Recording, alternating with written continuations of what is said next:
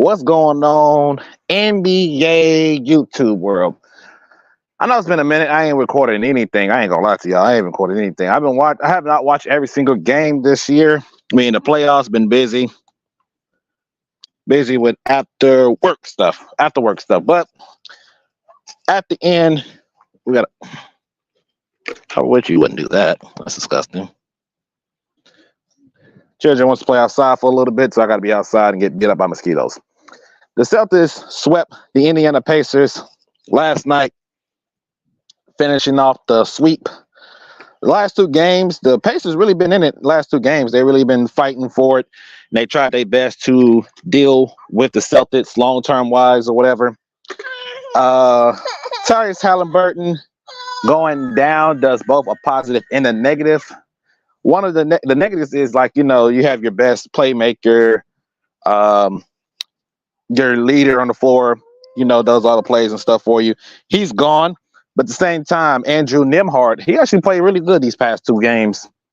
The scoring wise, the playmaking wise, he played really well. So so that's something the Pacers can bank on for next year development for him.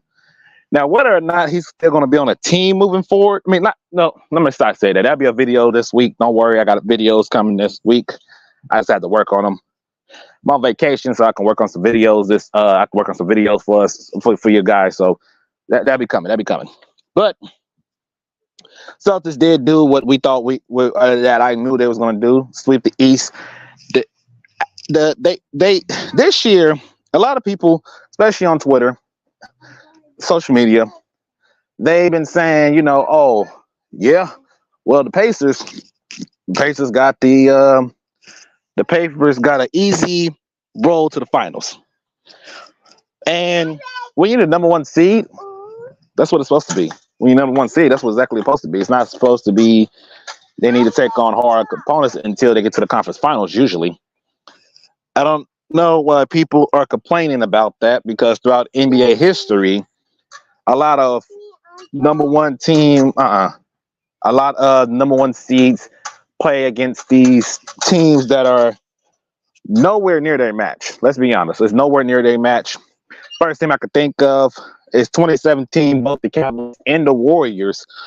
The Warriors swept the West, and then the Cavaliers, they only lost one game, and that was to Avery Bradley's three-pointer. But other than that, they just went through the East like it wasn't nothing. There was no competition for them to struggle against long-term wise. So here, I think people are just complaining because the Celtics are built to win it all. Pretty much, they've been the best team out East all year, and there's nothing been changed. People are complaining because of injuries, but if I'm not mistaken, wasn't you guys complaining about the injury out West whenever the Warriors were making their runs through the conference of the West and going to the NBA Finals every single year during that time frame?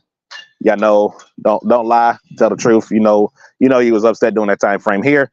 But the Celtics beating the Pacers is not surprising. Even with Halliburton, I see them dropping one game maybe, just like they did with the Cavs, just like they did with the Heat. But they went ahead and swept them, got them up out of there. The Pacers did have a big lead in both of these back-to-back games, but overall, they just didn't have enough. They didn't have enough. Going to the offseason, they got to re-sign Pascal, re-sign some players here and there. They should look to get another go-to guy, in my personal opinion.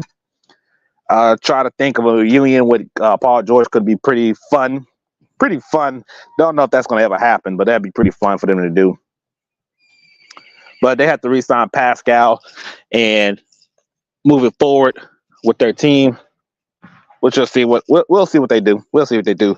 For the Celtics side of things, finish it up. It's time to finish it up. Let's finish this up. Now you're in the finals. You're just waiting on who coming out the West. Look like it's most likely it's going to be the Mavericks. Quite honestly, let's be honest here. I'll talk about the Mavericks and the Timberwolves after tonight. See what they end up seeing, how that ends. Whether the T-Wolves can force a game 5, I don't think so. Watching that last game really showcased a lot. It showcased me a lot about that T-Wolves I didn't like it. We'll talk about it. We'll talk about it tomorrow. But moving forward, Celtics in the finals again. This is the second time they've been in the finals in a couple years. Last time was 2022 to make against the Warriors. They got up. They took the Warriors 6 games to put them away. Something I did predict it. Now, let's see what they can do now. We'll see what they can do now. We can definitely see what they can do now. This child just keep putting stuff in her mouth, rocks and man.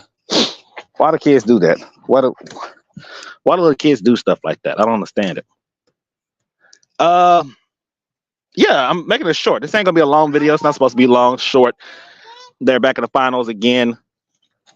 Shout out to Jaylen Brown for the conference finals MVP. And now we'll see if Porzingis plays or not. We'll see. But short, done. See y'all tomorrow for my review of the Mavs and Timberwolves and the ending to the end of finals preview. I'll see y'all then.